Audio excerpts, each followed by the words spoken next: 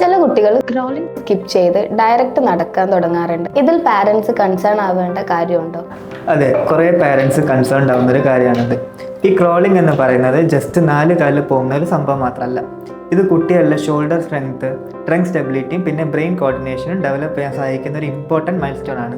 ഇനി നിങ്ങളുടെ കുട്ടി ക്രോളിംഗ് സ്കിപ്പ് ചെയ്ത് ഡയറക്റ്റായിട്ട് നടക്കുകയാണെങ്കിലും പക്ഷേ ഈ നടക്കുന്ന കാര്യത്തിൽ കുട്ടി നല്ല കോൺഫിഡൻ്റ് ആയിട്ടിരിക്കുകയും നല്ലോണം ബാലൻസ് ചെയ്ത് എല്ലാ കാര്യങ്ങളും ചെയ്യുകയാണെങ്കിൽ റിലാക്സ് ചെയ്യാം. കാരണം എല്ലാ കുട്ടികളും ഡിഫറെൻ്റ് ആയിട്ടാണ് ഡെവലപ്പ് ചെയ്യുക. ഇനി നിങ്ങൾ എപ്പോഴാണ് കൺസേൺഡ് ആണെന്ന് വെച്ചാൽ ഈ കാര്യങ്ങൾ നിങ്ങൾക്ക് തന്നെ നോട്ടീസ് ചെയ്യാൻ പറ്റും. കാരണം കുട്ടി നടക്കുന്ന സമയത്ത് ശരിയായിട്ട് ബാലൻസ് ചെയ്യാൻ ബുദ്ധിമുട്ടാണ്, അല്ലെങ്കിൽ കുട്ടി ഫ്ലോർ പ്ലേ എല്ലാം അവോയ്ഡ് ചെയ്യുക, ഡിസ്ലൈക്ക് ചെയ്യുക, പിന്നെ ടമ്മി ടൈം അവോയ്ഡ് ചെയ്യുക, മൂവ്മെന്റ് ഫിയർ ഉണ്ടോ, പിന്നെ നമ്മൾ 2 സൈഡ് ബോഡിയും ശരിയായ രീതിയിൽ ഉപയോഗിക്കാണ്ടിരിക്കുക. ഇത്തരം കാര്യങ്ങൾ നിങ്ങളുടെ കുട്ടിയിൽ നിങ്ങൾ കാണുന്നുണ്ടെങ്കിൽ പാനിക് ആവാണ്ട് ഒബ്സർവ് ചെയ്യുക. എന്നിട്ട് എത്രയും പെട്ടെന്ന് ഒരു പീഡിയാട്രിക് ഫിസിയോതെറാപ്പിസ്റ്റിനെ നിങ്ങൾ കൺസൾട്ട് ചെയ്യുക.